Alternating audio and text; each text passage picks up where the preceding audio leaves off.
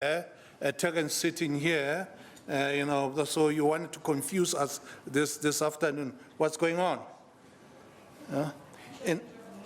Oh, change of mood. I think the festive season was extremely good for you, ladies and gentlemen. You look much more younger, much more vibrant, much more energetic, and a little bit electrified. So you are welcome. And this time, can I give opportunity to our Chief Executive Officer, not to our Chief Executive Officer, to Dr. Baldwin Guban, our Chairman, to come and welcome you all and give you a presentation. Thank you. Thank you, Chose. Honorable Minister, Department of Public Enterprises, Ms. Lynn Brown, Honorable Deputy Minister, Department of Public Enterprises, Mr. Bululani Gratitude Makwanishe, Director General, Department of Public Enterprises, Mr.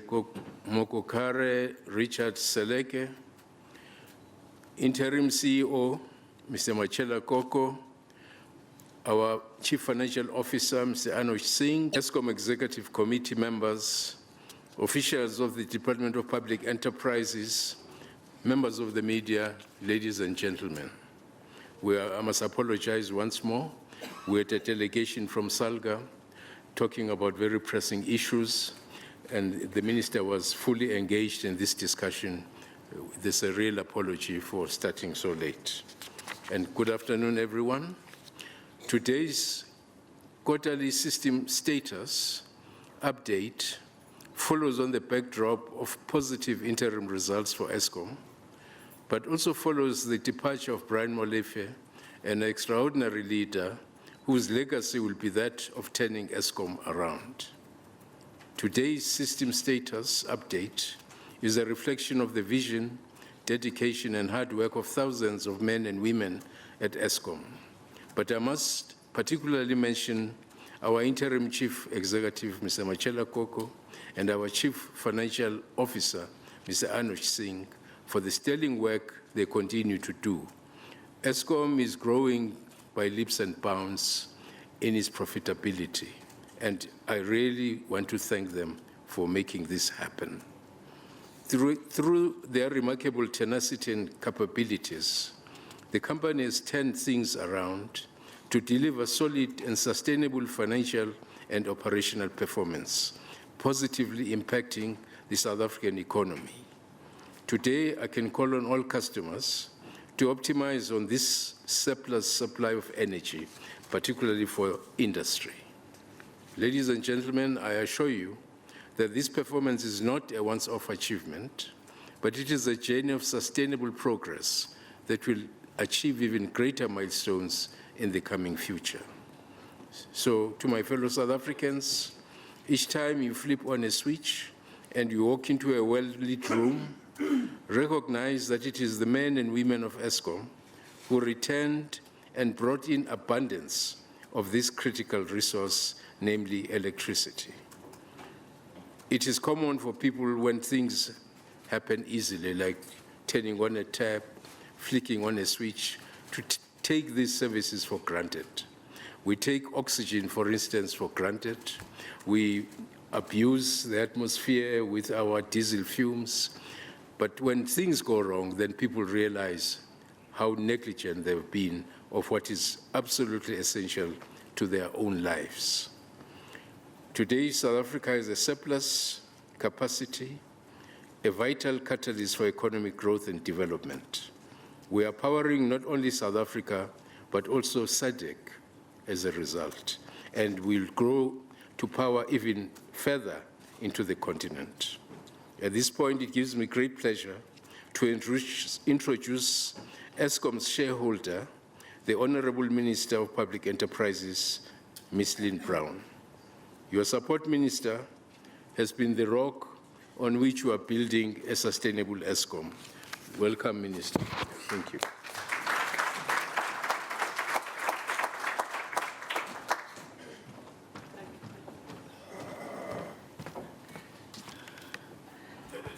I should apologize in another language. Verskoon ons. Het is baie jammer dat ons laat was vanoggend.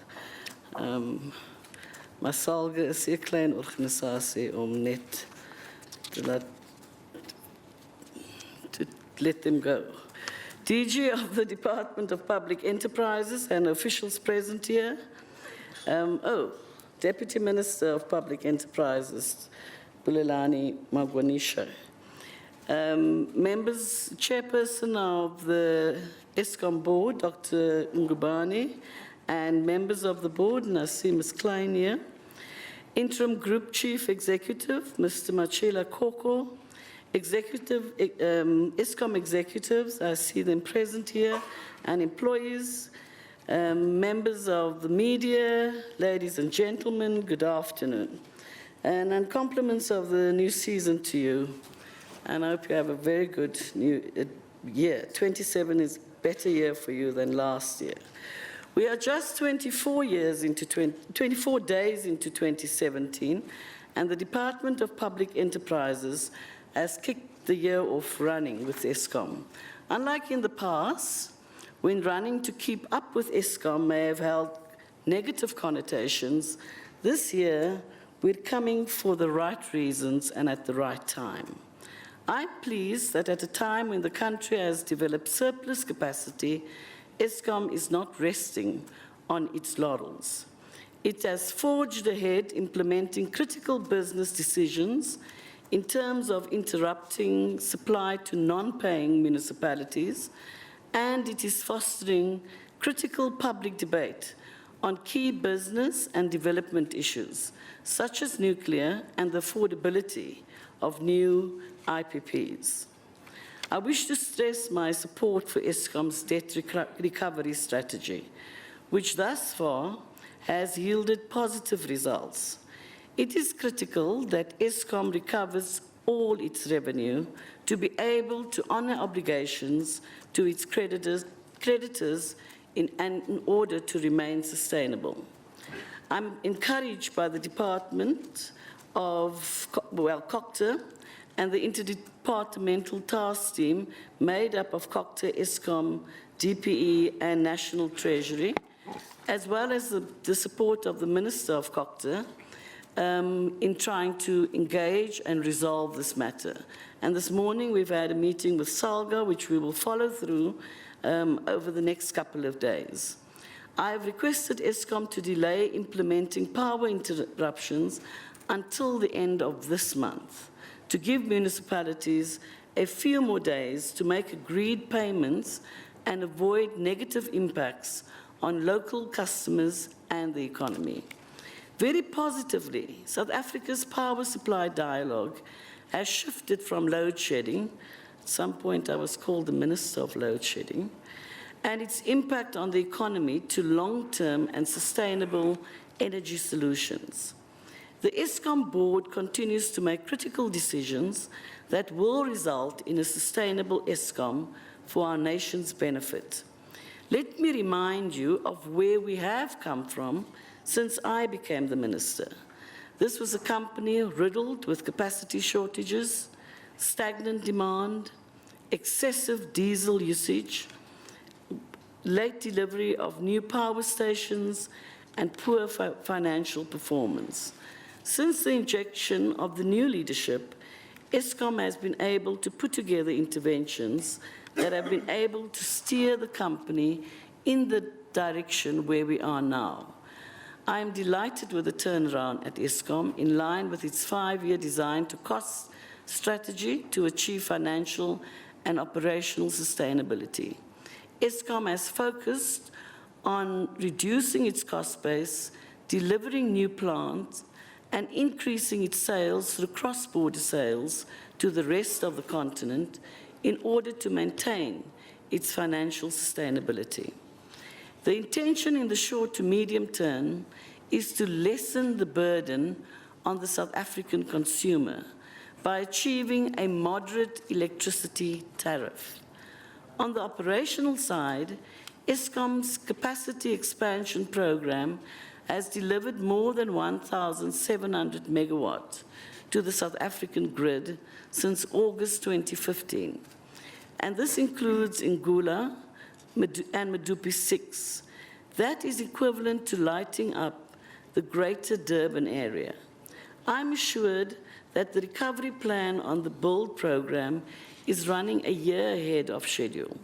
The revised BUILD program target dates. Today, South Africa has reliable electricity. Load shedding was last implemented 17 months ago. The power system is stable, plant performance has improved, and maintenance remains on track. And we have healthy reserves and adequate generation capacity to meet demand until 2021. Eskom has also reduced its costs through the Business Productivity Program, as directed by myself in the Shareholder Compact. At interim results, Eskom has made a healthy profit of 9.3 billion rand, and that was in September. Albeit these remarkable gains, it is necessary to pause at this point, ladies and gentlemen, to consider how we build on these gains going forward. There are a few issues that I would like to raise that I think would threaten Eskom's sustainability in future. Firstly, there is the issue of IPPs and the criticism that Eskom has failed to connect additional renewable IPPs. The first key issue is capacity. The IRP was based on the economy growing over 5%. But in reality, as you know, the economy has grown below 2%. And so consequently, there has been no growth in the demand for electricity, which was projected at over 2%. When Eskom presented its interim results, which shows that overall electricity sales volume only grew 1.2%. In fact, the demand for electricity has been fairly flat for the last decade. As a result, there has to be clear consideration of the rate at which new capacity is added to the grid. Else we have risk having excess capacity. These are the key assumptions underpinning the current IRP 2010, which is the basis of current choices, including the renewable IPPs. When South Africa was experiencing capacity constraints, IPPs played a critical role in the energy mix, but at a premium price. And those of you who say, yes, it's reduced over time, it has, but we still had to pay the initial premium price. And we still continue to pay that premium price. It was more expensive than coal-fired or nuclear power, but it was a price that the country was willing to pay at the time. It is therefore critical that we allow government to finalize the Integrated Resources Plan, which will inform South Africa's energy choices going forward. Due to the recovery of the Eskom performance in recent months, Eskom has ended with excess capacity. Sorry. This is even without taking into account the additional units from Medupi and Kusile. While Eskom can push for a more aggressive export strategy to mitigate this, it comes with its own limitations, including transmission capacity. The challenge then becomes that Eskom would still need to collect the same level of revenue to cover the incurred costs.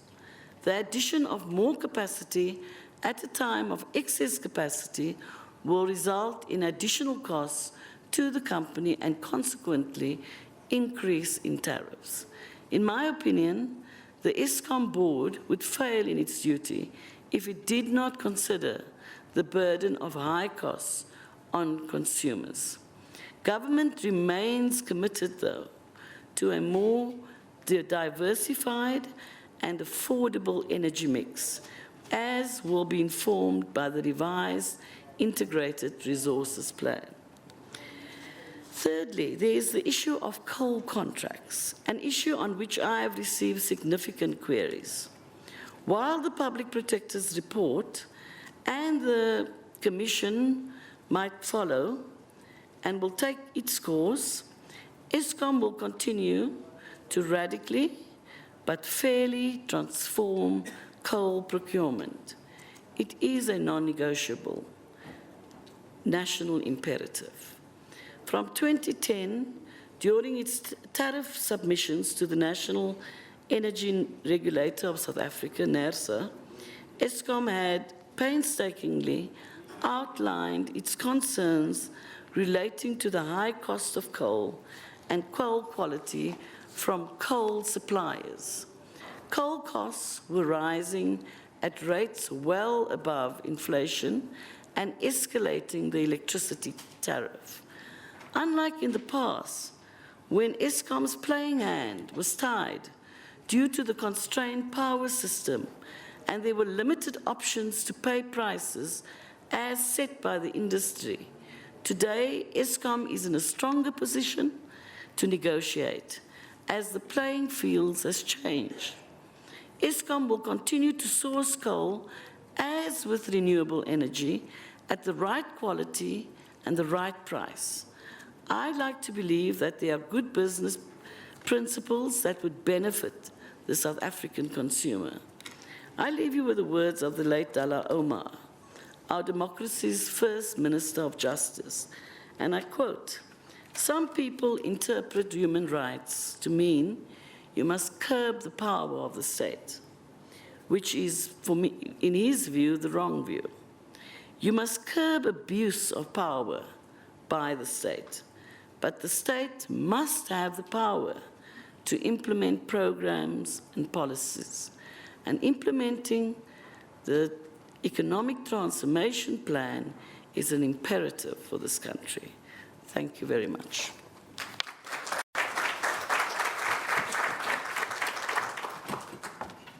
Thank you very much, Madam Minister.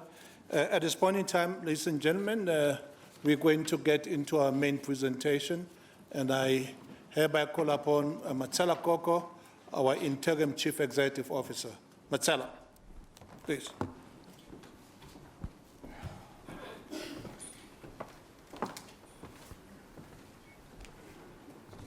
Honorable Minister,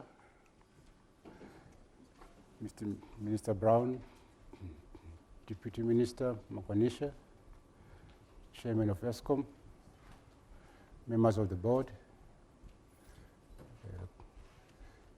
DG Sileke, DDG Makhola, and your staff, colleagues, members of the press, I welcome you. I asked some of my colleagues to join me today, and I don't see where they sit. If you can stand up, the power station managers, if they can stand up. I asked them not all of them are here. And the reason I did that is because these are the operational executives. These are the operational executives that have indeed turned Eskom around. I always say that when Anosh and Brian and Ambassador Ngubani came in, theirs was the first phase of the turnaround of Eskom operations, and they've done it. And that's why I wanted them to come here so that people know that there's a phase to the turnaround of Eskom. Thank you.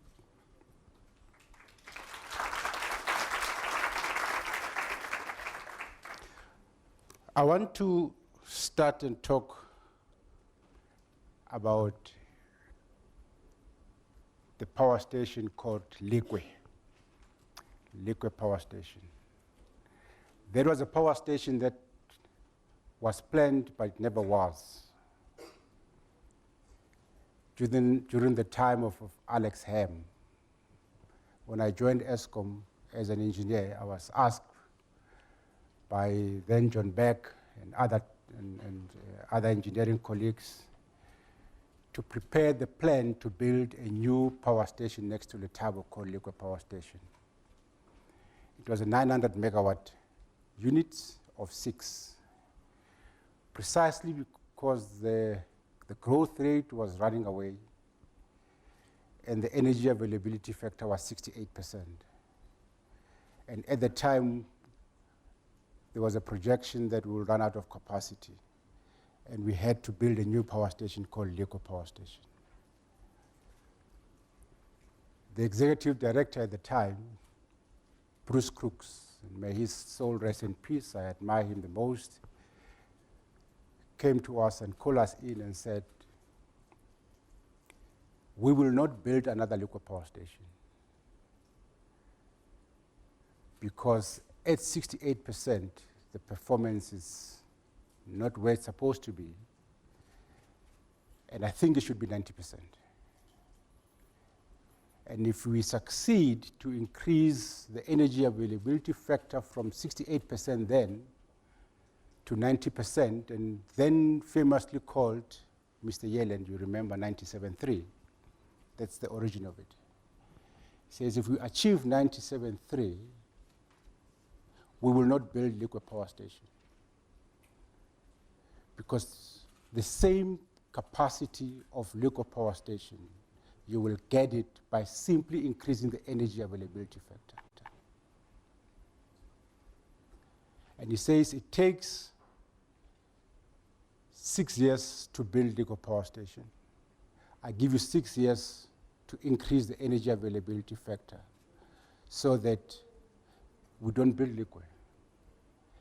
And then I remember him saying to us, you must take a blind leap of faith and believe that Eskom people can do it. Take a blind leap of faith and stretch yourself and be unreasonable with yourselves, because his experience has always been that when Eskom guardians are stretched and given stretch targets, they punch above their weight and they deliver. Indeed, Leko was never built, precisely because Eskom guardians at the time increased the energy availability factor from 68% to 90%. And they did not only do it they did not do it in 6 years, they've done it in 3 years. Precisely because of that, for those who do not know, in 2001, Eskom was a Global Energy Utility of the Year. And I was part of that. And I know how it felt to be Eskom, to belong to Eskom. That was a Global Energy Utility of the Year. I remember going overseas, going to EBRI, going to VGB, and everybody that I walked around to wanted to know how did you do it, because it was the first time globally that 97.3 was achieved. We're going back to the future, and we want to make Eskom great again, in the same way Bruce Crooks and Alex Hem made Eskom great again. The energy availability factor, okay, let's say that generation is stabilized, transmission is stabilized. There are no major faults in generation, in transmission. I've separated distribution into two. For those 5.7 million Eskom customers on the distribution network, you have nothing to worry about. Distribution customers supplied by Eskom have nothing to worry about. But those makes 46% of the distribution customers. And given what I've been through, and the team has been through in the last couple of days, and if we are all concerned about economic growth, we should all be concerned about the other 56% of the customers that are not supplied by Eskom. The investment in 2014 rands, the backlog was 68 billion rands.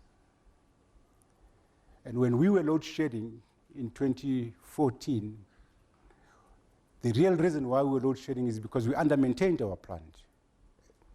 And now we've got an under-maintained distribution network. We've stabilized generation. And if you thought we are dealing with a 10.2 billion problem in distribution, think again. The problem is bigger than that. It's not 10.2 billion rand. We're dealing with a different matter here. We're dealing with the stability of the country. We want to back up the economy, we want the economy to grow. And we have to deal in the same way, in the same vein, in the same energy deal with the distribution challenges. I am concerned. I am not spending I'm not sleeping because of what I discover daily in the distribution network that are not supplied by Eskom. There's a reason to be concerned.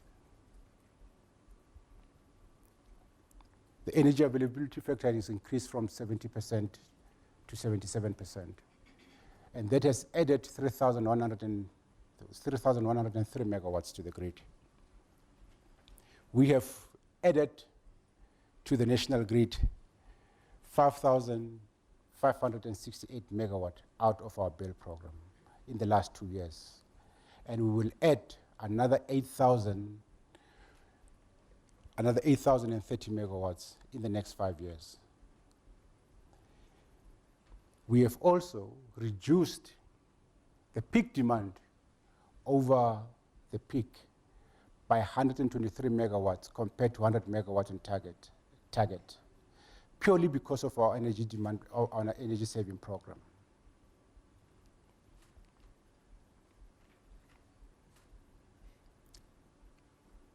We have added 3,101 megawatts because we've improved our operations. We have added 5,568 megawatts because our build program is beginning to deliver. And granted, Terence, we've got a past, and our past is that our build program is delayed. Call it 3 years, call it 10 years, I accept that, I concede to that. I concede we had a bad start.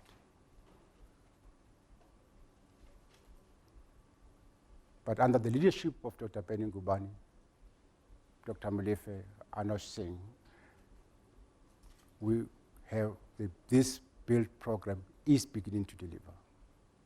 And it will deliver in the next 5 years another 8,000 megawatts. I also concede, Sikonati, that the economy is not growing. And year on year is 1% down, equivalent to 2,252 megawatts. And because we've added 3,100 megawatts out of our operations, we've added 5,568 out of our operations, we've reduced our peak demand by 123 megawatts, we have a surplus. And that surplus is 5,600 megawatts. We've increased our export sales by 9.4 terawatt hours, equivalent to 25%. We've electrified 162 and 104 customers, 162,000 and 104 customers. We've energized 147 customers. The 25% export, the addition of over 162,000 customers is not good enough to deal with the 5,600 megawatts of surplus capacity. This 5,600 megawatt of capacity includes the operating reserve of 2,000 megawatts. Now, the systems operator in Eskom is ring-fenced and functions independently, and we don't interfere with them. They require 2,000 megawatts of operating reserve, and we give it to them. But that notwithstanding, we have, excluding the operating reserve of 2,000 megawatts, during the peak, on average, in other words, on average every single day, we've had 3,600 megawatt of surplus capacity, excluding the operating reserve. Our reserve margin is 19%, which meets the NELSA requirement. Now think about it. We have a power station the size of Matla on a daily basis, year to date, up to today. During the peak, this is literally shut down, is not functioning because we have a surplus. On top of this,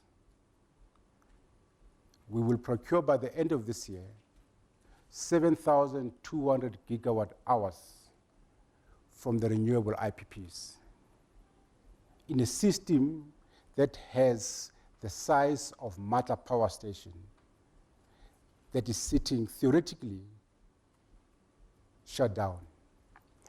In December, I wished everybody good luck and Happy New Year, and I said to them, we have 8,000 megawatts surplus. At that point, what I did not say, we had 20 units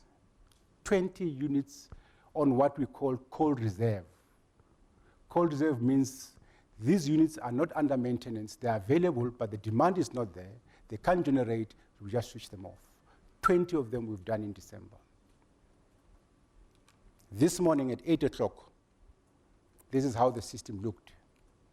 And I said, go take a snap picture, and you will see, excluding OCGTs, the surplus was 2,264.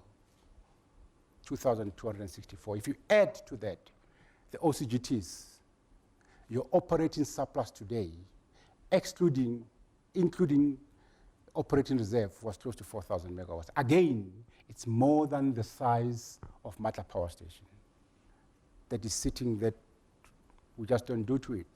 This excludes the IPPs. When the IPP comes, we ramp them down. Now, it's quite important, and I asked one of my modelers to be here to bring his modeling, and at the time, Christo Wayu, if you can stand up, I want them to see you, because I'm going to take you through a simulation of the impact of what surplus energy do to the IPPs and the cost of an Eskom cost. And he's got a simulation, he'll make a desk there, and he'll take you through what it does. Thank you.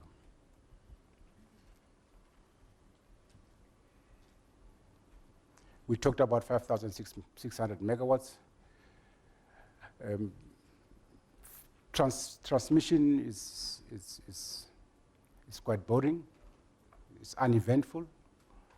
We've got 222 kilometers of transmission lines we've put. We've also installed 1,800 megawatt of transformation capacity. Yeah, it's quite boring. I've talked about 162,000 new customers. I've talked about 150,000 that we've energized on a target of 220,000, 332 customer target. Now, we are challenged by Dr. Ben to reach universal access by 2019. Dr. Ben wants to make sure that every household in South Africa has access to electricity by the end of 2019, 2020. It's important to Dr. Ben, but it's also important to me. But remember, we also have over 600 million people in the region that do not have access to electricity.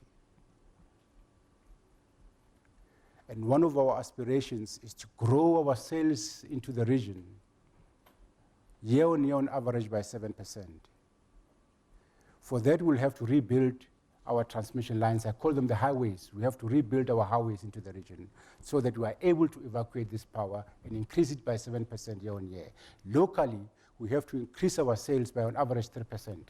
That's what we have to do. We have to go out as South Africans in one and say South Africa is ready for business. You will note that I will not tell you today how many days we've not load shed. It's irrelevant. Load shedding is irrelevant. It's no more. It's not in our lingo. What's in our lingo today is we have surplus. It's the size of Matla. How do we grow the sales locally, and how do we grow the sales across the region and connect the region and make sure that South Africa, for once, start powering the region and takes power to people, to those 600 million people. Our energy losses are sitting at 6.5%. It's much better than the 8% that the industry norms is using. Medupi is beginning to deliver, thanks to colleagues in Group Capital. Soon we will have Medupi Unit 5 on commercial operations. Today, Kusile Unit 1 is on load. It's hit the 450 megawatts mark. And I think it will get to full load sooner than we expect. And you can see, for those of us who are engineering-minded, that Medupi Unit 5 is performing far better than Medupi Unit 6, and Kusile Unit 1 is performing far better than Kusile Unit 1.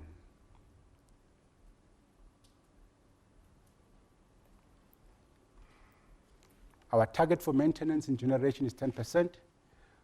We're currently over-maintaining our plant. And we've got to do that because we've got legacy issues, and we've got an opportunity to over-maintain because the demand, we've got surplus. Like Alec Hem, we said we will achieve 97.3 in 6 years. We've achieved in 3 years. We said we want 80-10-10 in 2022. We'll achieve 80-10-10 way before then.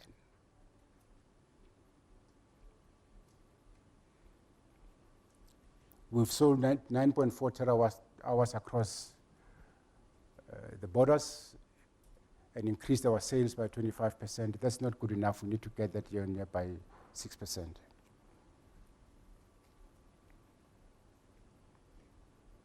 We used to say, and I used to be very embarrassed, my friends in the engineering field used to call me and said, but Machela, you're doing something wrong. You are burning money with diesel. You're burning 1 billion rands a month on diesel. We don't burn diesel anymore. Not only are we not burning Eskom diesel, but the load factor on Avon and diesel is less than 1%. The only reason now we're burning diesel is because diesel has shelf life, and therefore you can't just leave it lying. So now and then we run it so that we reticulate it, but it's got nothing to do with meeting capacity. The last time we used Eskom diesel generators was October. Because we have a surplus, we're doing a fancy engineering game now. We call it economic dispatch. We're saying we've got a merit order in our power stations. Dispatch the most cheapest station first and shut down the most expensive ones. And that alone will net us a saving of 238 million rand. It's much more than that, the saving. But at the beginning, we did not have a presence of mind, and the FD, CFO pushed us, and now we're throwing back, and we're saving money by dispatching the stations that are cheap.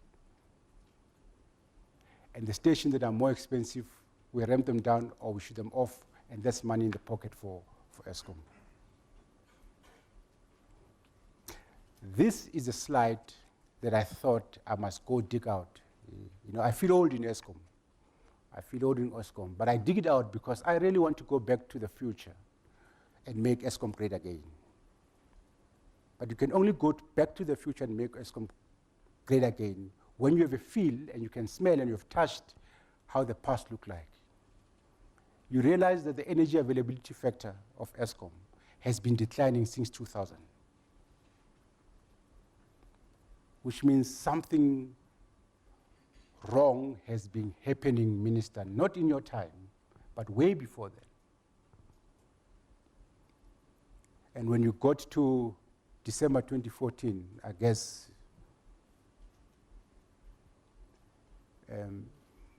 Majuba Power Station broke the camel's back. But I put it to you that we've turned around.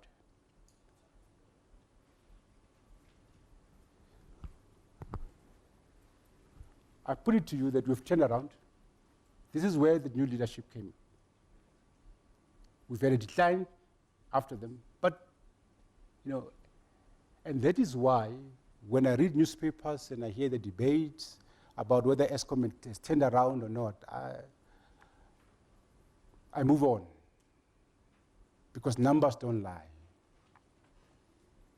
This is a great turnaround for Eskom. And for that, Dr. Ngubane and Anosh and Brian in his absence, I thank you. I really thank you. It's your leadership. The only difference, the only thing that is new, is the leader. It's you and Brian and Anosh. We've always been there. I've been in Eskom for 20 years. All of us have been there. Which reminds me of what Bruce Crooks used to say to us. Eskom guardians, once led properly, and you stretch them and you become unreasonable themselves, you become unreasonable, they punch above their weight.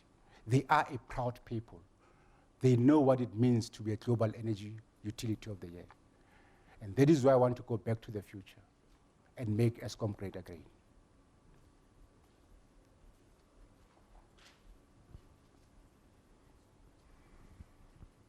I have said we're doing a lot of maintenance. We're not cutting corners. I read many commentaries on the newspapers that we're cutting corners on maintenance. We're not. Our average maintenance PCLF is 12%. We're targeting to be 10%. Our unplanned are coming down. You know, it's when you want to know that you are doing the right thing in power plant business, is when you do, for every maintenance effort, your unplanned come down. I tell my colleagues that when the Boeing lands, when an Airbus lands, if you are in the Airbus when that lands, you want to make sure that it takes off. You don't want to land a plane that you don't know is going to take off. And it can only do that when it's maintained properly, when it's engineered properly, and most of all, it's got captains like those four gentlemen that I've pointed to captain the Airbus so that even in turbulence, even when they say, put your belts on, we've reached turbulence, you do that, but we've got the comfort that when an Airbus and it's got a pilot, it's going to get us there and it's going to land and it's not going to crash. That's going back to the past and making Eskom great again. We're not banning diesel. The diesel story for Eskom, I used to say to Brian, we need to manage it until it gets boring. That when you start talking about diesel, Minister, it becomes a bore, you're boring. We are not banning diesel at all in Eskom. And we are determined not to ban diesel. Diesel must just be what it is, a reserve for us.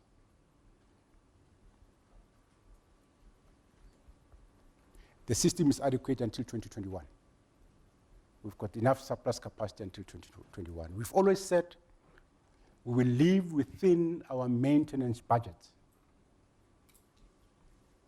And we've defined our maintenance budget in winter to be 8,500, and we've defined our maintenance budget in summer to be 11,500. And we said whatever goes wrong, whatever planned maintenance, we must do it within our maintenance budget, because when you succeed to live within your budget, we will not load shed, we will not use diesel, and we will be able to do all the necessary maintenance that we require to make us a great utility again.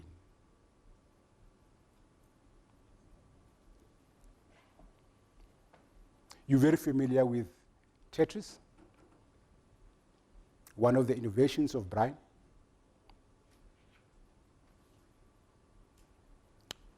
We're planning for 6,500, and one of the beauty is that our unplanned is far less than what we planned for, 6,500. And this gives us degrees of freedom and gives us surplus capacity that I talked about.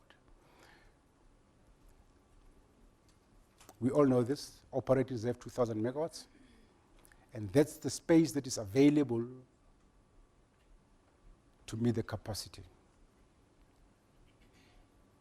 Now, in real life, that's our operating reserve. You'll see the red line that you see right at the end.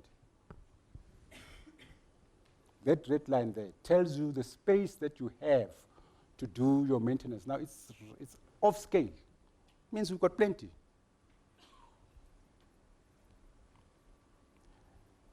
These are our units that are going to go on outage in the next quarter. Now we play the game of Tetris, and we live within our budget. It's by design. It's not by fluke. We've thought about it. That's the next window, February to March. Load shedding is a thing of the past. As South Africans, when you live here, go tell those that own energy-intensive users that we need them back. We are open to business again. This is how the surplus capacity stack up month to month.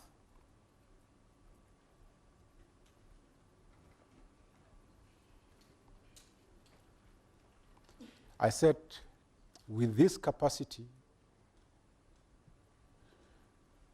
we have electrified more homes, over 162,000. We have exported 11.7 terawatt hours, an increase of 25%. It's not good enough. We need more. We need to stimulate the economy domestically and regionally. Power the region. Power the region.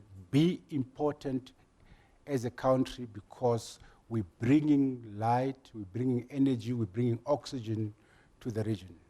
And then we still do distributed generation because the energy security for the region is not going to be through the conventional transmission grid. It's going to be a combination of a transmission grid and distributed generation. Now, this is quite important because I want us to spend time around why and how we behave the way we do in the manner that the minister said around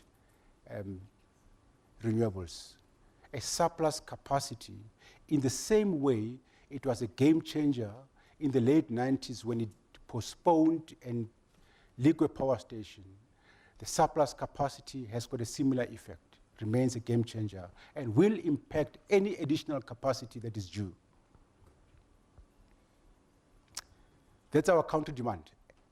And note that I've picked the day of 31 August. You can pick any other day when you meet Christo. You can do any simulation, and I encourage you to do that.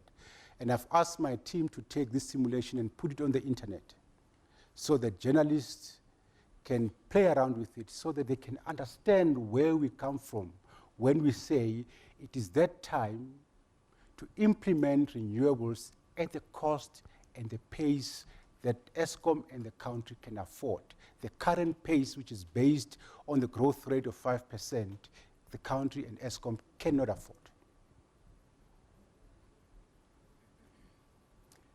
We dispatch renewables. The system operator has no control of renewables. They are self-dispatching. There's a demand that Eskom must meet. Now, our wholesale price is 77 cents. That's our wholesale price. We add on top of that 6 cents per kilowatt hour, and then we sell it, 6 cents per kilowatt hour is the cost for renewables, and that makes our average cost to 83 cents. But when you have a surplus, and you need more demand, it's not about fixed cost anymore. It's about your variable cost. It's about your coal cost. It's about which station do you ramp up? Which cheapest station do you ramp up? And the average cost of our coal is 23 cents per kilowatt hour.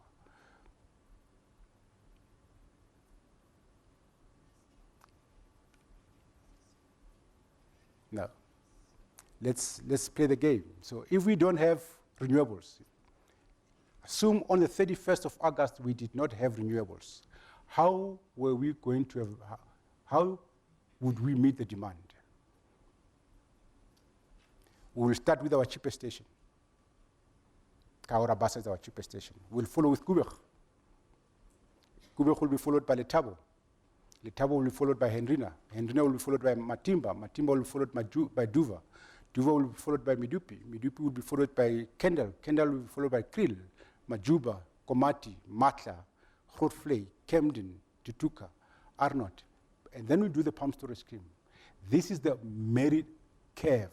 This is how we dispatch. This is how we meet the demand without renewables. And then we go to the pump storage schemes. And then finally we do the hydros. This is how Eskom renewables, this is how Eskom would have met the capacity on the 31st of August without the IPP, renewable IPPs. But renewable IPPs are must take, and we've signed them and we must take them. What impact do they have on Eskom? Remember, this dispatch has got a particular cost structure.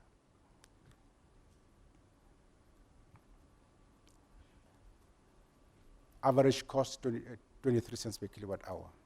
Now, let's include renewables. Now, all what renewables do, colleagues, and it's not a science, it's quite simple, and I've read stories from CSIR. It's not difficult. All what renewables do, they take the dispatch of Eskom and they reduce the coal.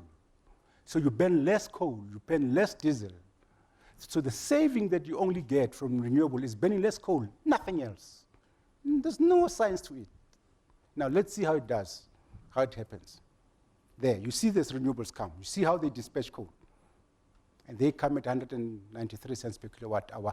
Granted, Mr. Yelland, there's capital cost into that 193 cents, but it doesn't make a difference. It doesn't make a difference because I can meet that capacity with my coal alone at 23 cents per kilowatt hour. Let me repeat this. Please check this animation. Check how renewables come in to displace the capacity that comes in at 23 cents per kilowatt hour. And they come in at 193 cents per kilowatt hour. On that day, they cost us 52 million rands. And we've said in the calendar year of 2016, renewables cost us 9 billion rands. This is how we got to it. Now we knew in 2016, in 2015, when CSIR published a study that says renewables benefited the economy 5 billion rands. I said to my team, we understand what they're doing. They're not telling the whole story. We have no right to talk back to them because we are costing the economy load shedding. When you are compromised, you are disempowered, you can't talk back, even if you know the guy's wrong, because we knew they were wrong. But we could not talk because we were costing the economy much. And I said to my team, like my mother told me, when you are costing the economy, you have no right to talk. Fix your house. When your house is fixed, then talk back. Now we're talking back, and we're saying the renewable IPPs have cost us 9 billion rands in 2016. And there is no prospect that the next 12 months will be different because that capacity surplus will continue to be. That capacity will continue to be.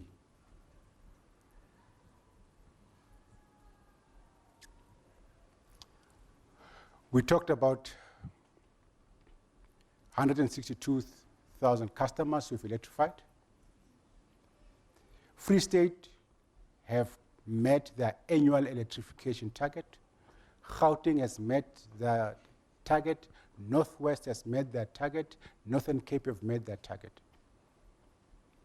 And I'm very pleased for that. Our frequency of breakdowns in SAIFI and durations in the distribution side, we will meet our targets. We talked about our energy losses. Our smart meters program in Soweto, Sandton and Midrand is exceeding target. We've planned 12,000. We've done 17,561. I do not sleep at night because of what I see and feel and experience within the 54% of the distribution customers that are not supplied by Eskom. All of us have got a reason to be worried. The bottleneck in 2014 rands was costed at 68 billion rands. We have to be worried. We will have the surplus capacity that we will not be able to evacuate. I deal with customers daily who call me and say, Mr. Koko, my business is going under because the reliability and the fault levels are just unacceptable. Can you help us? Can you migrate to the Eskom system? It's not a 12 billion rands problem we're solving or a 10 billion rands problem we're solving. We're solving a bigger problem. The next challenge is not in generation. The next challenge is in distribution. And I think I'm justified not to sleep at night. I want to thank at this point the Premier of Free State, the Premier of Northwest, the Premier of Mpumalanga. They've really come to the party. And I just think that we left this problem too late. But I'm blown and surprised by the attitude of the three premiers. Every time we engage with them, I sense that we will end up at the right direction. Wherever Minister Van Rooyen is, and Minister, if you see him, just pass my appreciations to him. The support that he's giving us in this time, in this problem is quite valued. We know about the 10.2 billion problem. We know who are the worst offenders. We've been to court yet again. What makes me sad, maybe that's the African in me. I was told by my mother that honor your agreements. When you make an agreement, it's about integrity, honor it. What saddens me is that the agreements that we make with municipalities, they don't honor them. Now, I called the CFO from China in December, and he was meeting with the investors. And the investors were saying to him, you know, you here, you want our money, but you are failing to recover money from your own government departments. Why must we trust you with your money when you fail to recover money from municipalities that are your government departments? Why must we do that? The rating agencies make the same. They're saying if you don't recover 10.2 billion rands, we worried how you're going to live on a day-to-day basis. This is not the problem we can delay or defer for the next day. It's a problem that must be solved today. Since we started the PAJA process, Promotion of Administrative and Justice Act, we have recovered over 978 million rands.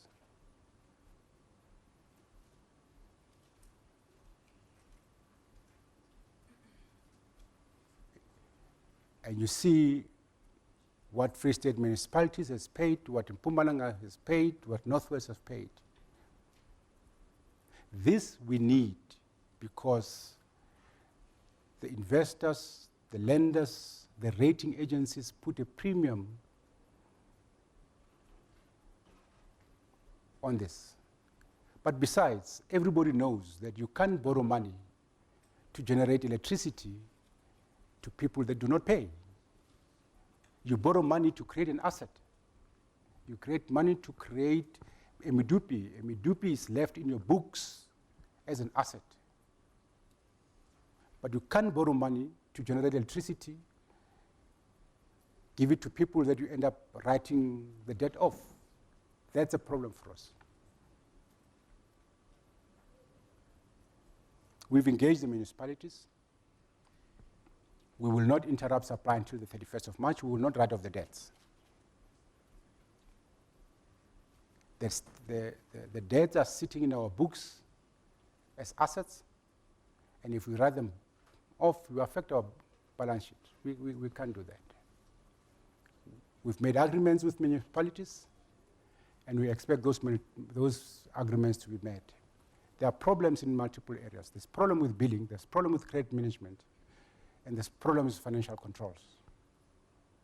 But what's more important for us is that we need to enter into agreements with municipalities so that we can do metering on their behalf, so that we can collect revenue on their behalf and give them what is due to them.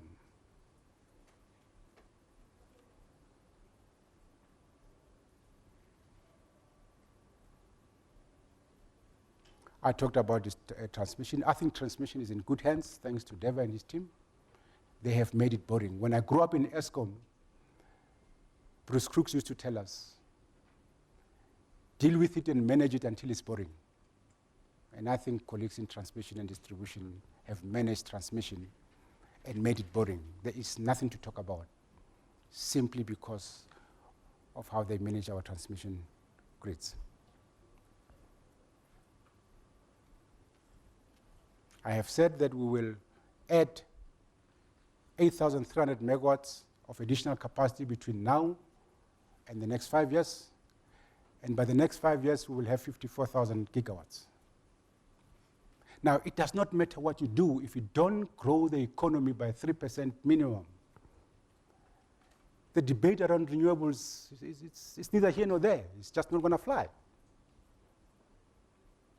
The debate around what we do in Eskom is not going to fly. It's all about growth. It's all about partnering together and grow the economy, of course, and recovering our revenue.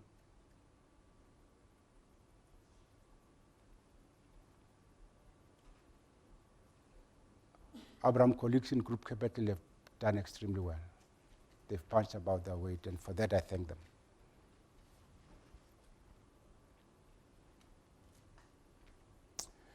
We're ready for business. And we're going back to the future, and we'll make Eskom great again. I thank you.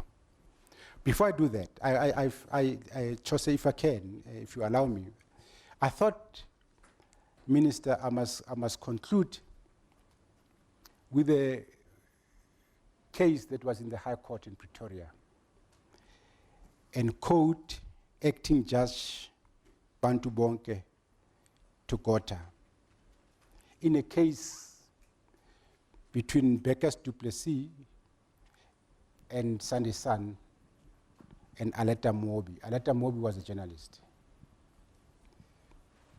The judge in that case concluded that Aleta Mobi was prone to exaggeration, and the article that she published was substantially false. And I want to quote him. He says, once a serious allegation is made against you, even if you are subsequently cleared by a court of law, members of the public often stick to the original allegation and ignore the fact that you have been found guilty, you have not been found guilty. The stigma of a lie, therefore, be indelible. And the judge made Sandy San to pay. Minister, I do hope that the stigma of you taking away the contract from Arriva to Western House, now that all the facts have been canvassed at the highest court in the land, I do hope that the members of the public will not do as what the judge says. You were accused of taking the contract between you and Mr. Machida and the board tender committee and giving it to Arriva. I do hope that the stigma of a lie will not stick. I think it's been very unfair on you, and for that, I do apologize.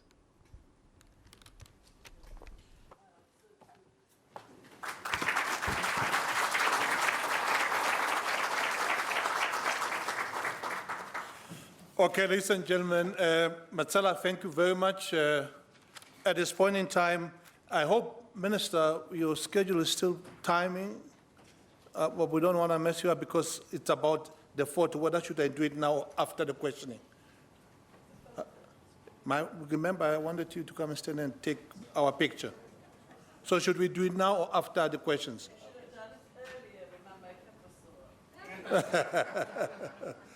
So we'll do it after the questions. Where's Kulu? Yeah.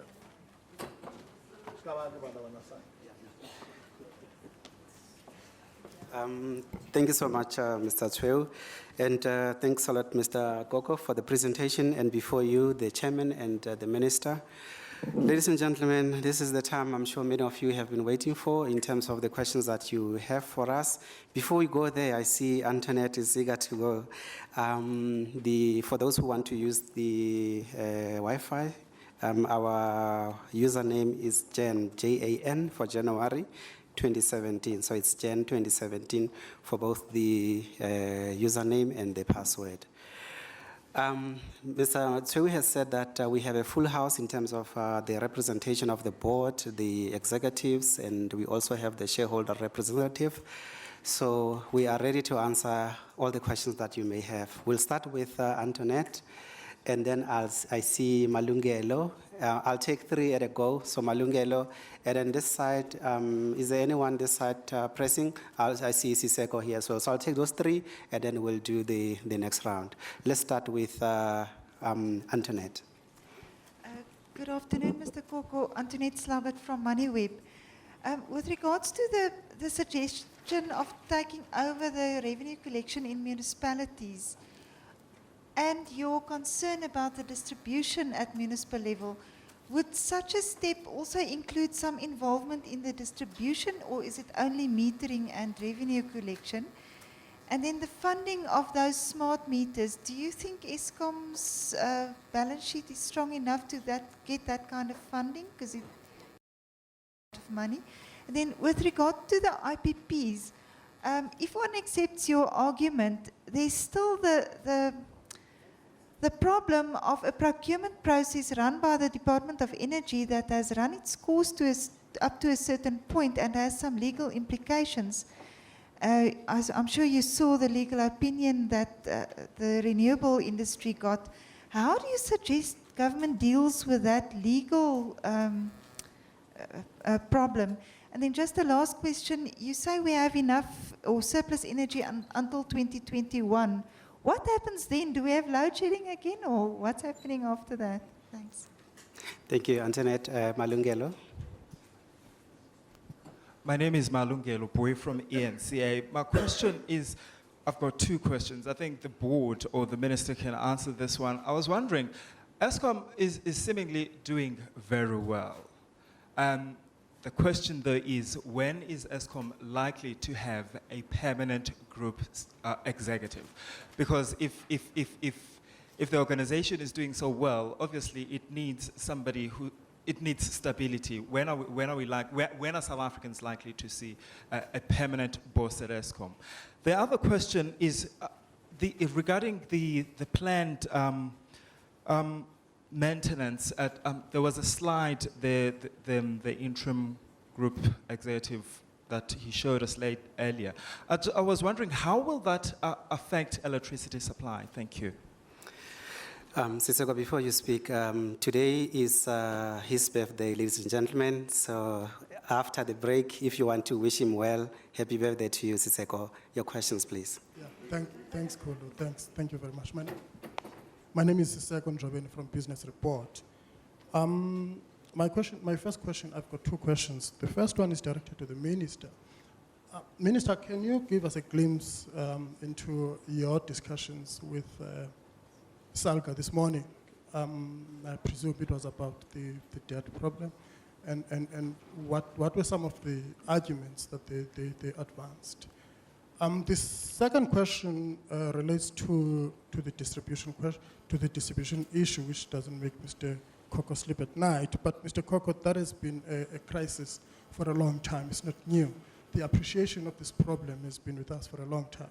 As far back as 2008, I think, when there was the big summit, Gallagher Estate.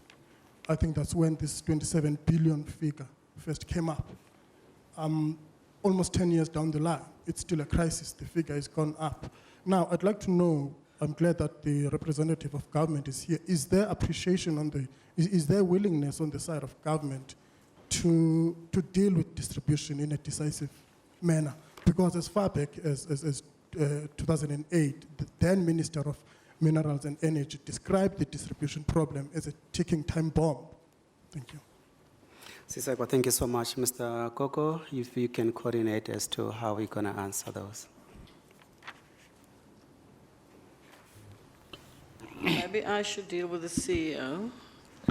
Malungelo, the board, look, it's been a short time now that we've got an interim CEO, and I really do believe that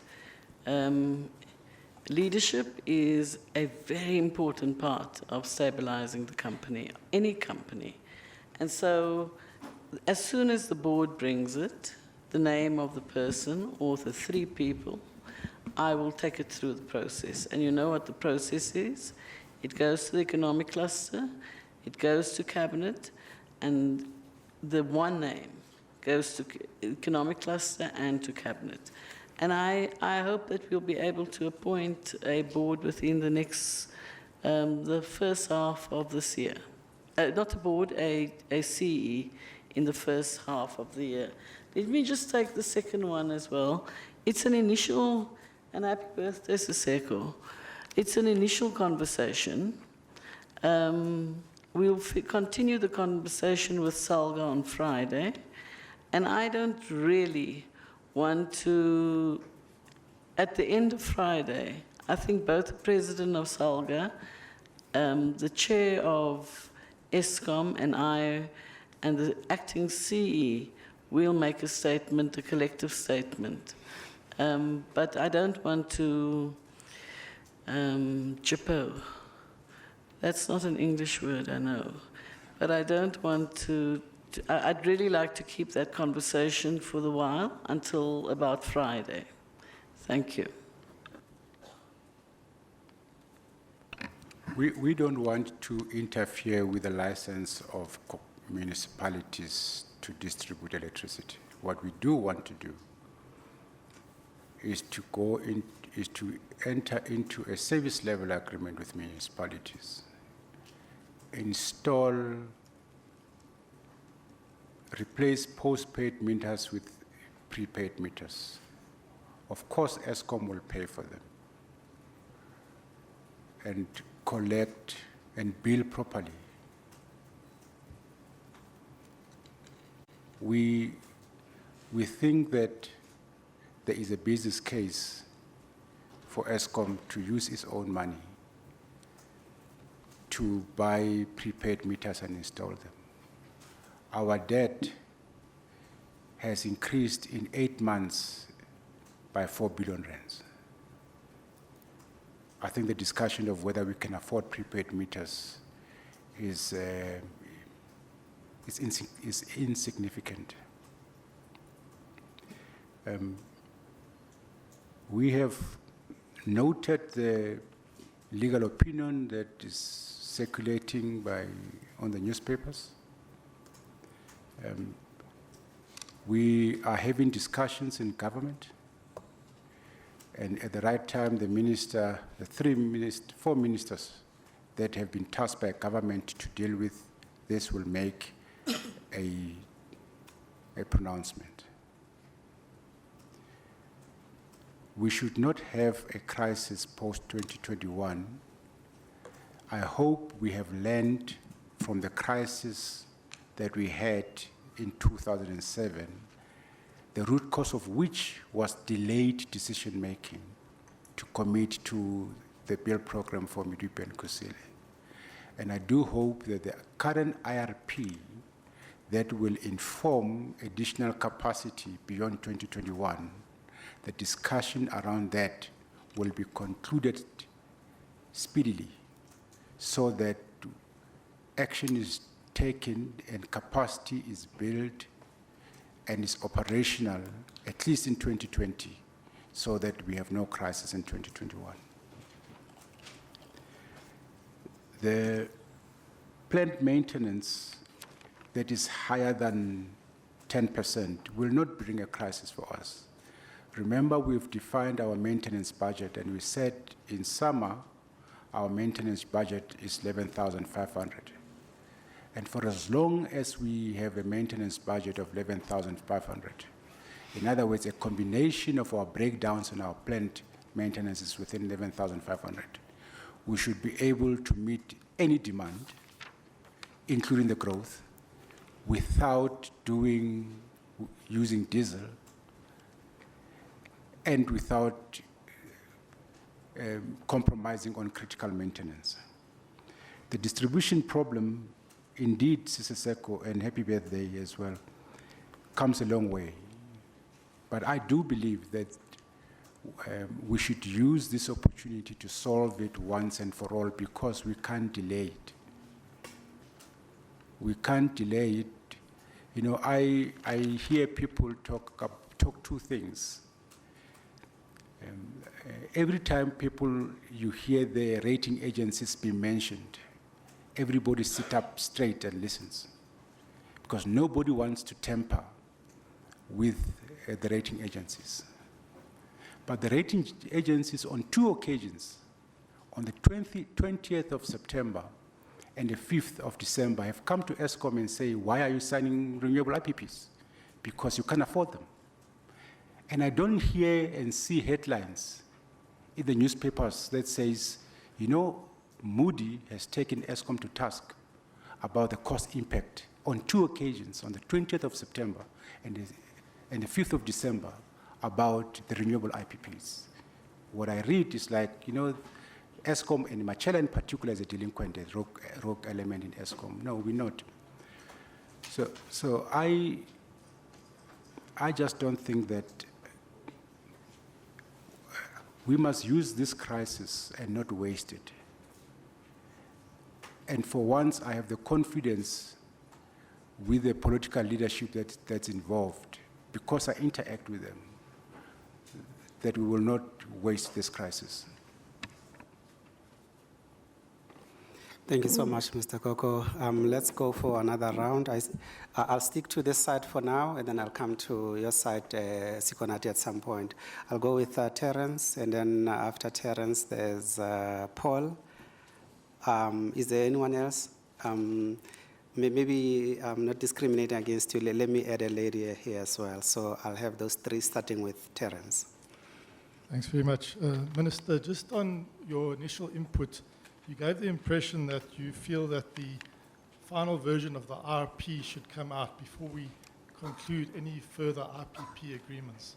I just wanted to get that clear. Is that what you are saying, that the RP must be finalized before we sign anything new? Could you also give us some insight, Minister, whether that meeting of DPE, DOE, Eskom and National Treasury has taken place around this RPP issue? And what time frame you've given yourselves, given that the clock does seem to be ticking towards a sort of legal process? We saw the legal opinion being published. So what sort of time frame have you given yourself towards resolution? And, you know, also what sort of options are on the table for resolution, given that the Policy Department has never said that the renewable program has been suspended. The DOE, Eskom, and yourself have never objected to the procurement process when it went ahead. The procurement process went ahead transparently and preferred bidders were selected. And it was really only the implementing agent, not the policymaker, that raised objections very late in the day. So there seems to be, as Antoinette said, there could be a legal problem there. What could your legal argument be? Then secondly, I see that you would like to get involved in the coal procurement issues personally, particularly around Exxaro. And I just wanted to understand what your thinking is around that engagement with Exxaro, and from Eskom's perspective, how you are proceeding with coal procurement during this period, given that you have a policy of 51%, I understand, but the legal requirement is actually 25, 26% in terms of the law. So how you square that circle. And then finally to Mr. Koko, on your vision of making Eskom great again, what that vision is it a vision of back to the future of a vertically integrated, dominant utility monopoly? Or is it a vision that takes account of the major transition that's taking place in the energy equation, or the way energy is served, as well as the systems and operations around the world, and the fact that there are also there's competition in terms of technologies, as well as competition that's coming in from different players in the industry, right down to the prosumer, and how you will reimagine that greatness. Thank you. We'll go for Paul, but I suppose next time we should have a meeting with, and I owe you a meeting with Mr. Koko so that we can avoid such a sort of a litany of questions. But yeah, it's my fault. Paul?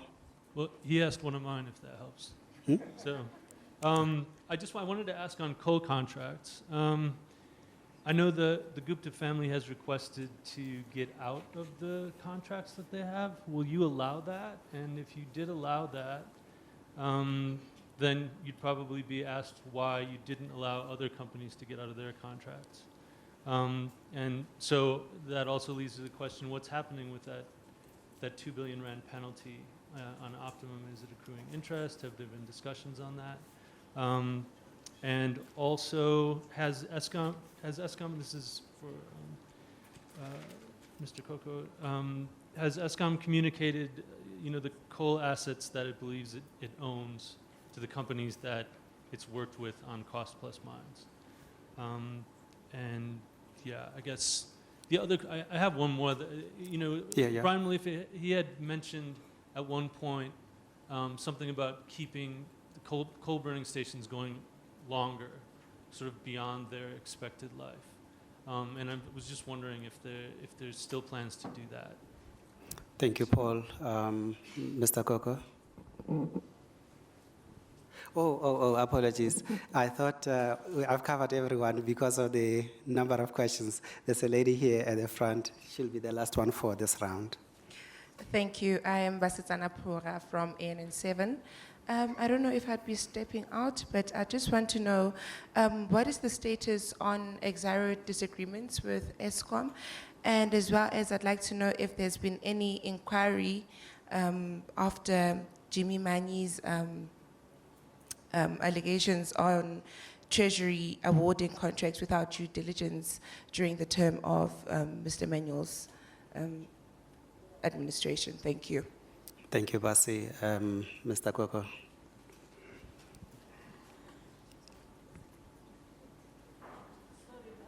I didn't get the question. Okay. The first question was regarding the complaint laid by Jimmy Manyi around the treasury of Mr. Manuel. It is said that there were contracts awarded without due diligence. Has there been an inquiry around that?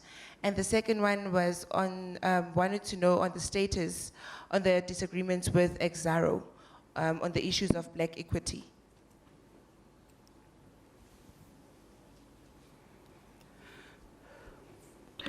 Okay, let me just talk on the Exxaro matter. Exxaro, in essence, I know you all think I do, but I don't, I'm not operational in the company. That's why there's a board and an executive. In fact, the board has a fiduciary responsibility over the company.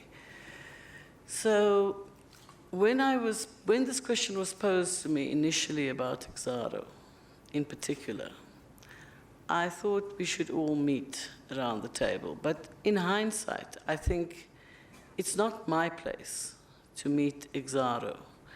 There's a decision that was taken before my time that there'll be a 50% or 51% policy decision that was taken. I support that decision, actually, because I really do think that Transnet and Eskom in particular, they are big economic drivers in our country. And so it must be the one place that we are able to transform and help to transform the economy so that we create greater inclusivity. So, of course, it's disappointing when any company says we're going to reduce black ownership or black shareholding in a company. We've got to learn as South Africans that we've got to share the wealth of this country. And we should do that quickly. And in coal supply, it actually is, and we actually have an opportunity to do so. And that's the point that I think we are making. The economic transformation is an imperative of the country. the majority cannot be left out, as it has been. So that's just on the Exxaro's issue. No, the IRP, if Eskom feels that they're ready, Terence, to run with the IPPs, they must go ahead and do so. Of course, the IRP will give us more certainty as to what they should be able to do, because it is an issue of affordability.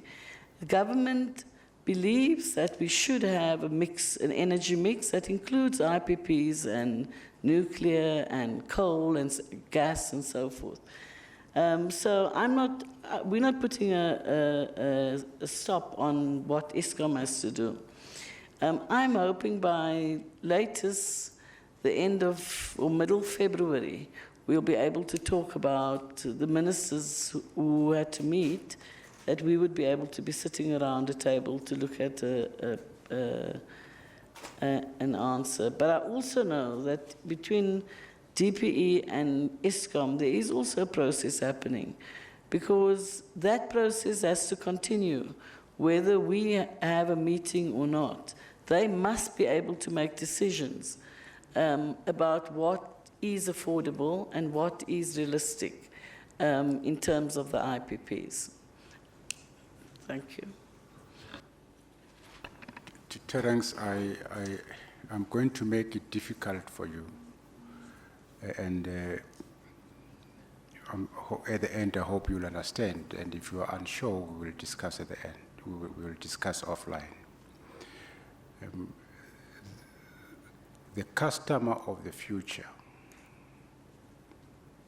who will also be a producer because he will have a small turbine on top of his roof, or small or solar on this tube, will also be a producer. And if net metering technologies matures, will also feed to the grid. So the customer of the future will completely be different. That's one thing. The second thing is that Eskom continue to implement the IPP program, which means that we accept competition in the electricity supply industry. We do, and we will continue to do, because we want the burden of energy security to be shared equitably between Eskom and others.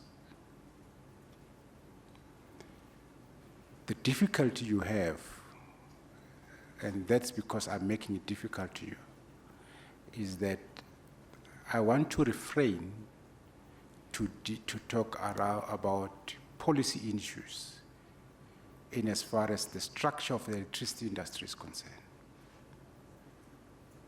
for obvious reasons, because we're not a policymaker, and my personal views get confused with Eskom and the shareholder views. So I hope you understand. I have views, and I'm sure we can discuss them at the right opportunity. Tigeta has approached Eskom that they want out of Eskom contracts, all of them. We continue to have discussions with Tigeta, and I must confess that discussions are very difficult discussions, because we're saying to Tigeta that we have a contract with you. You have obligations in the contracts to perform. In the same way that we were difficult with Glencoe, we will treat you the same. And if we decide to shake hands, Eskom must not lose money. It must be a clean break and must not affect the bottom line of Eskom. That's where we are. So my cost structure must not be worse off because I've had a clean break with Exxaro. Put it differently, Eskom is not going to subsidize Tigeta moving away. We will insist that Eskom remains cost neutral. The reason for them to walk away from Eskom is quite simple. They are saying to us, our contracts with you, Eskom, is a political nightmare for both of us. And in the interest of what's happening in the media and the state capture report, is it not proper that we shake hands and go different ways? I understand why they do that. If I was in their shoes, I'll do the same. All what I'm saying is it must be cost neutral. We have received asset register from Anglo-American on the assets that Eskom owns. Now, Minister, I have a problem. I really have a problem that Eskom owns assets in the mines that are not on the balance sheet of Eskom. It is wrong. It feels stupid that there are assets that belongs to Eskom that are unaccounted, the CFO on your books. Now, I'm going to ask the CFO to go have them costed, because Anglo-American is restructuring, and I've met them and I've told them, you will not restructure the asset Eskom owns without Eskom's permission. At least we agree on one thing, on their ownership. There is no debate between Anglo-American and Eskom on who owns what. At least we agree on that. And if we agree that Eskom has paid for those assets, then we have an entitlement, and we should not be condemned for having that entitlement. They are our assets. We will decide what to do with them. They are free to do what they want to do with their own assets in the same mines. But the ones that belong to Eskom, FD, must belong in our books. And we will decide on what to do with them. I want to talk about Exxaro, and the minister said her say. When we did not renew the Arnott contract in December 31st, 2015, Exxaro issued a statement and said, but Eskom, it's your mine. The Exxaro mine belongs to you. It does not belong to Eskom. You've paid for it. And if we think, and that's what they say, we think we are entitled that you continue with your contract. But we said not at 1,350. We won't do it. And they say, fine, it's your mine. Take it over. Take your mine. You carry the closure cost, and you carry the rehabilitation cost. It's your mine. I got our legal advisor, I don't see her, and says, go and look at what they say. She came back to me and said, you know what? Exxaro is right. We own in these assets, and we are liable for the closure cost. And then Dr. Ben and the board supported us that we do the right thing, honor the contract. We're in dispute on one thing. They are saying pay the closure cost upfront. And we're saying we will not pay the closure cost upfront. We will do as the contract says. We will pay your cost as you incur the closure cost.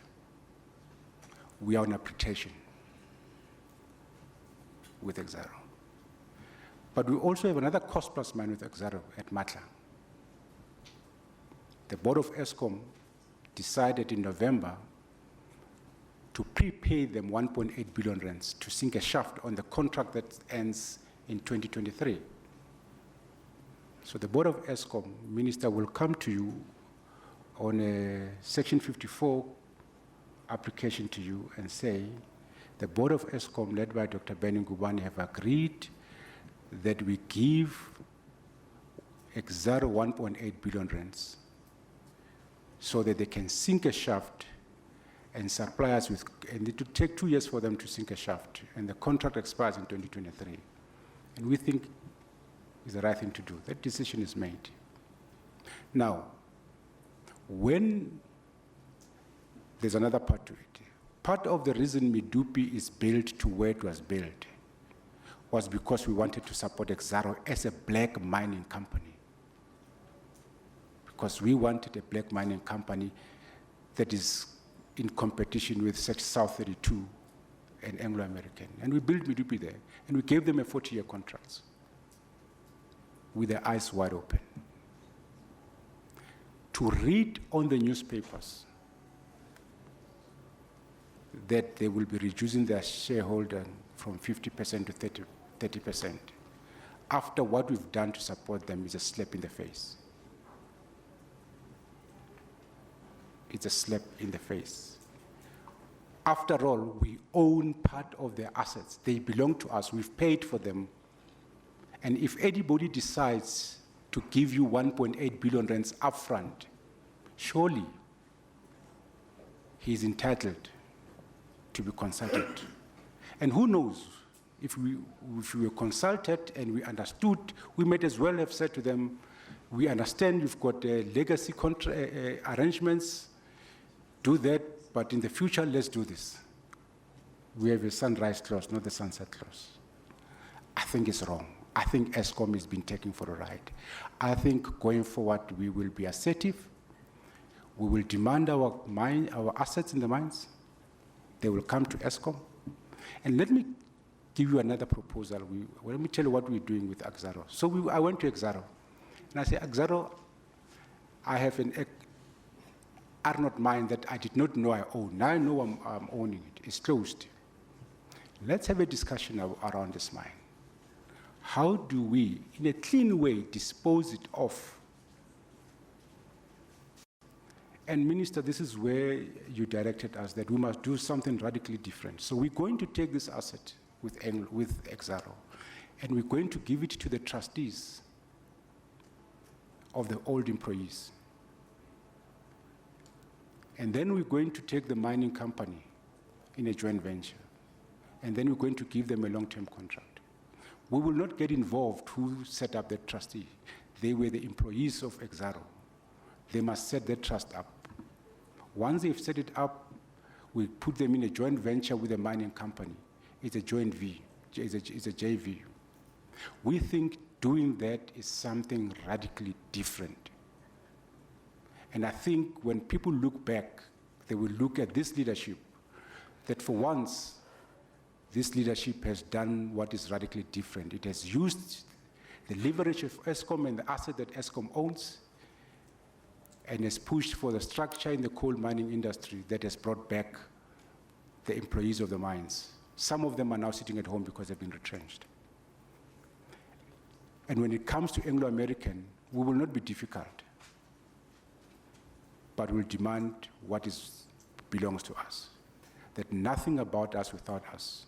I read leaked document in the newspapers about the process that Anglo ran, and they're about to award to other people. It will never happen without us. They are our assets.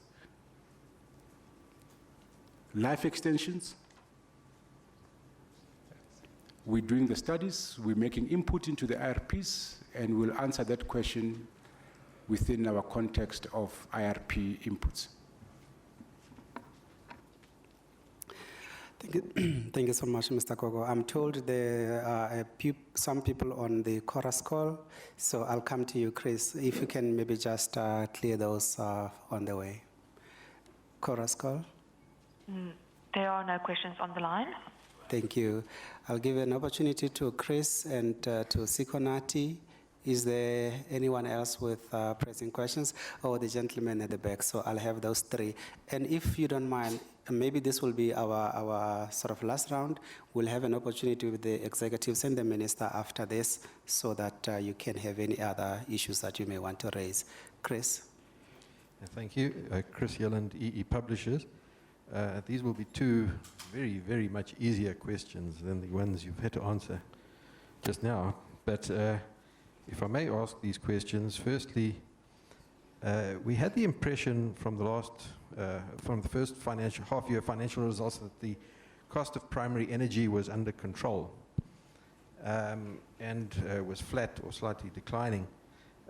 But is it correct, are my calculations correct, that in fact for the first 6 months of the financial year, the cost of coal that Eskom procured increased by 17%? And have we got the costs of coal under control? Has Eskom got them under control? My second question relates to the call by Mr. Koko to energy-intensive users to come back to South Africa and that we are open for business.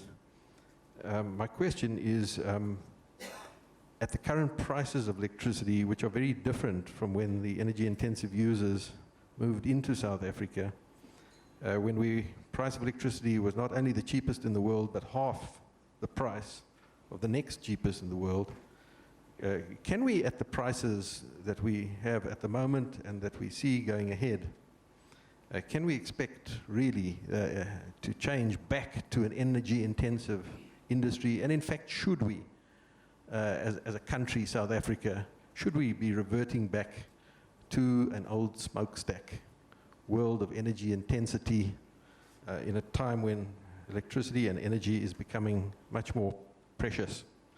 And on the subject of price, can you give us an idea of the progress that Eskom is making in respect of its RCA applications for the years 2014-15 and 2015-16, where Eskom has, I understand, submitted claims for 42 billion rand. What is the progress on these RCA claims, and how will this affect Eskom's business going forward? Thank you. Thank you, Chris. Sikonati. Thank you, sir. I work for the Business Day and Financial Mail. Sikonati is my name. Ms. Brown, this is our first interaction here since the State of Capture report, to which, if my memory serves, you did not actually respond to. Can you tell us to which the State of Capture report? Is this good enough, ma'am? Mm-mm. Thank you. Oh. Can you give us your update, your response to the State of Capture report? The last time I checked, you had said you would respond to it, which did mention both companies under your leadership, Eskom and Transnet, in great detail. Can you tell us what's the department's stance on that? And insofar as Eskom, because we are concerned with Eskom today, is concerned,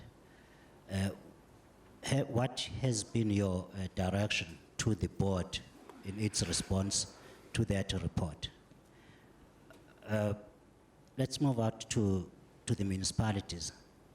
Congratulations, Mr. Koko, on collecting almost R1 billion, which is about 10% of the money owed by the municipalities. Minister, you have said Eskom must stop trying to cut off or at least limiting supply to the municipalities until month end. Your predecessor and yourself have always been doing this since around 2007, when Eskom tried to collect the money. You've always intervened and said, not now, not now. And the debt has been growing to this level.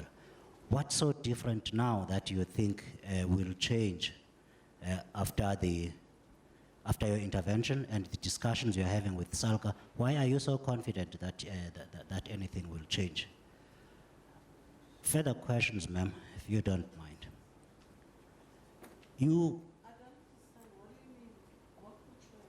In terms of the municipalities paying their debt to Eskom, for the past 10 years or so, the ministers of public enterprises have always come in and said to Eskom, do not cut off municipalities, which you have done again. And the debt has been growing in all that time. What is going to change this time with your intervention? Why do you think there's any hope that things will change? Another question, ma'am. 2 years ago, or almost 2 years ago, you requested this board to suspend 4 executives and inquire into the state of the company. My understanding is the report has been handed to you. Are you perhaps going to ever take South Africans into your confidence and release the report to tell us what the Denton's report found? Another question is, have you actually read the report? And what does it say, ma'am? Can you perhaps help the people of South Africa understand what was wrong with Eskom, which seems now to have turned quite a lot around for the good? Last question. On your board, ma'am, you have, in the state of capture report, a lot of the directors on there, and indeed some executive management, have been fingered in a not a very nice way by the state of capture report. Do you have confidence in the board that you have? You have Dr. Ngubane there, whose name appears at least 14 times in the report and not in a very good light. And there are many other issues with that he has not exactly responded to when the public protector is concerned. And for 2 years, he has not declared his interests on the Eskom board, if we are to believe the state of capture report. Can you give us some light and tell us how much confidence you have on your board that it is the correct board to take this company forward? Just for clarification, you've answered this question before from other people. You said on Exaro, in hindsight, you should not be getting involved. Do you mean you are not going to get involved in the meeting you have said you'll have with them about the Exaro? You just said in hindsight you should not be getting involved. Are you saying you are not going to get involved in the meeting you have asked for? Or you have said you will talk to them about? And you said in the first half you will appoint a permanent chief executive. Does that mean the advertisements have already been out and all of those things are in order? Thank you. Yeah. No, thank you so much, Sikonati and Mr. Koko and the team. One more question. The floor is yours. Yes, sir. So sorry, Asia. This litany of questions, Sikonati, they throw me off. Leader, your questions. Thank you, Kulu. It was covered slightly by Skonat, but I just wanted to know, Minister, now that you've asked Eskom to halt the power interruptions, should these municipalities still default in their payments, what will happen then? Will we see you again asking them to cut off power or what? And before you answer, Mr. Koko, just remind people that it's maybe a moot point, but anyway, the recent World Economic Forum, their theme was responsible and responsive and responsible leadership. So I don't know, without preempting the minister's response on the municipal issues, maybe, just maybe, but she will explain, maybe this was not interference as some people see it, but maybe it was part of being responsive and responsible in terms of leadership. But the floor is yours, Mr. Koko. Susan, where's Susan? She's right here. Susan, we did not answer the question on Jimmy Manyi on the previous round. At the end, please, let's talk to it. Anosh, if you can talk to Chris Allen's questions, there's 3 of them on primary energy costs, 17%, RCA and the intensive users group coming back at what price? Thank you, GCE. The cost of primary energy last year was around 380 Rand a ton. We are projecting a slight increase on that number for the current year in line with inflation. The calculation or the reason that Mr. Yellen may be getting to a 17% increase in primary energy costs relates to a reversal of the Medupi coal penalty that was experienced in the prior year. That would obviously result in this increase that Mr. Yellen has calculated. But I can assure you that the actual Rand cost per ton that we are actually paying would be more in line with inflation than the 17%. In terms of the RCA applications for 14-15, I think Mr. Yellen and everyone here is fully aware of the fact that we've submitted the applications to NERSA. Those applications are currently subject of the of the court case that NERSA is appealing to the Constitutional Court. We await the outcome of that appeal process to engage NERSA on the way forward relating to those two RCAs that are currently with NERSA. In terms of the energy-intensive industry, yes, I think it's a case of understanding what do we do with the surplus energy that we currently have and project to have over the next 5 to 10 years. In addition to the energy mix, I think if we all would like to have a healthy dose of renewables together with coal, together with nuclear, there needs to be a demand for all of this energy that everyone would like to have. And it is a case of stimulating that demand. And one of the ways to stimulate that demand is obviously to understand to what extent the energy-intensive user industry can be enticed to re-establish themselves in South Africa and retain the ones that are already in South Africa and preserve the jobs in this environment. In terms of the cost at which we anticipate enticing these entities to remain here or relocate here, it is a discussion that obviously needs to happen between government and Eskom, and we have initiated those processes. And I would think that all the relevant government departments together with Eskom at an appropriate time will announce what the initiatives are to be able to attract these investments into South Africa. Thank you.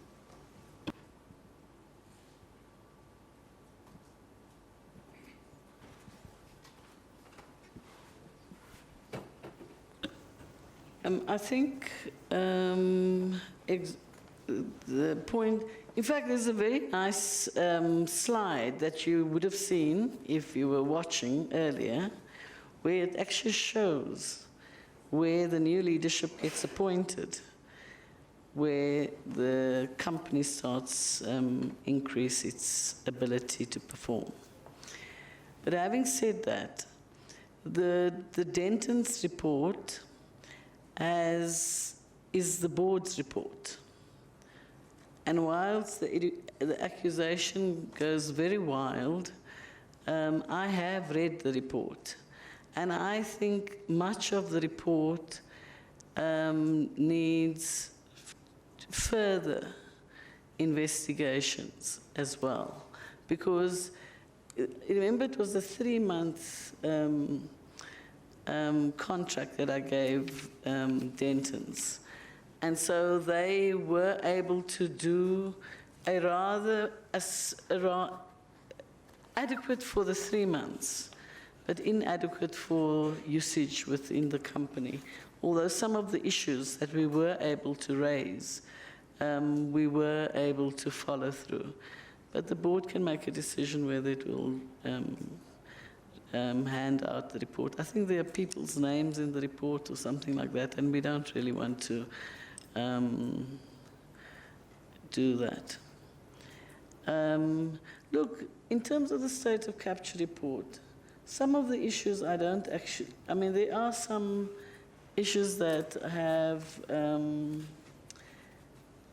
that I think I don't necessarily agree with. But I have said at various intervals and on various occasions that if there are any allegations of impropriety, it must be, and there's enough information or enough proof, then those allegations of impropriety must be investigated by the competent authorities and prosecuted where evidence exists. So at the moment, there's a National Treasury investigation into the contract, the Together contract. There's been the state of capture investigation, and there's a possibility that there'd be a commission of inquiry. One of the issues, the recommendations that came from the state of capture report was the fact that there should be a commission of inquiry. I personally I'm not calling for one, but I would really welcome it. Because I think even the state of capture report says it's alleged, or it could be, or it might be. Those aren't fixed reasons for anything. I actually think that just because we don't, every minister has called for municipalities to pay their debt. We've actually had quite a number of municipalities that have paid. So I think we must always do the right thing. And you must always call for them to pay their debt. And you must always find better ways of dealing with it. In fact, a lot of the problem actually is also the fact that it's a systemic problem. Some of these municipalities don't have any private sector businesses within their municipalities, and they are generally quite poor. Well, Dr. Ben and him not doing his conflict of interest, it can't be. It will never be. In fact, since I've been minister, conflicts of interest registers are signed once a year, and in the last 2 years, they signed them twice a year. So, I mean, that's why I'm saying some things are factually incorrect in the report, and some things are, you know, generally, I don't agree with, actually. The issues around fingering directors. Now, a number of directors have resigned. But personally, I feel, and part of it has been because there's been I've written to all the directors to say, if outside of the agreed time of when you confirm your conflicts of interest, if there's anything else you need to tell me, you must tell me. So I'm not particularly sure where that sits in the state of capture report. I've read the report 3 times. Then 6 months, of course. The process for appointment of a CEO is a process that must take place. It will, in the next 6 months, remember the first half of the year is actually 6 months. And within that 6 months, the process that the board decides on will be the process that we are going to be following. And I might have a disagreement with the board, and I will make that disagreement known to the board at the time when when we make a decision on a process. I've actually decided, because I've never interfered in companies that do business with the state-owned company, I don't appoint them I don't look at their tender, I don't look at their documents, I don't do any of it. All I deal with is a PFMA application that says this is what we want to do and this is how we're going to do it. That's what I look at. So, in retrospect, it's not right for me to be involved at all in the operational stuff around Exaro. I can talk to the policy issues again, that we've got to share the economy and that 50% remains as determined in a previous period. It remains, and Eskom will only want to do business with businesses that have 50% shareholding for black people. I think I've answered all your questions. Okay, ladies and gentlemen, I might not have answered your questions in the way you'd like to, but I've answered all of them. But you have not said whether you will be taking the state of capture report for review. You have not spoken about whether you have any confidence. I actually have, and I've done it publicly, and I have. And I've done it now as well. We can take a recording of this thing. You have not answered on whether you have any confidence in the board of Eskom as it stands. I have absolute confidence in the board of Eskom. In fact, telling you today that 9.3 billion rand profits from 2014, where I thought Eskom was going to go under, with almost 17 months of no load shedding, it's this board that has directed it. A year coming in, Kusile coming in a year before the time in terms of its Unit 1, it's this board that has directed it. And you said the board, the Denton's report is with the board, and you said it's not adequate for use by the company. You've said it. Zola Tsotsi stood there 2 years ago and said the minister requested this report. Now you said you received and read it and it's not adequate. What's going to happen then? What's the next step? Lots of things have been implemented by the board. I feel that and I still feel this, Denton's report is an Exara report. We are having a dialogue. It's the board's report, and the board must decide what they want to do with the report. I have asked for the report, and the board has to implement that report. Well, I think it's inadequate. I think it's inadequate in terms of it only having had 3 months to do an investigation. Eskom is a huge company. Thank you. Can we take our picture? Jose, I just want journalists that have interest in the model to see how we model the impact on renewables to engage the gentleman over there, Christo. Then we can take them through. Just put your hand up. Yep.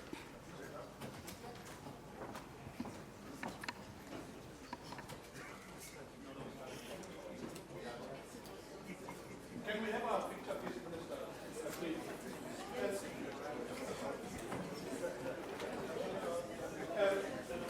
Ms. Dane, Mrs. Dane, please come up. Please sit.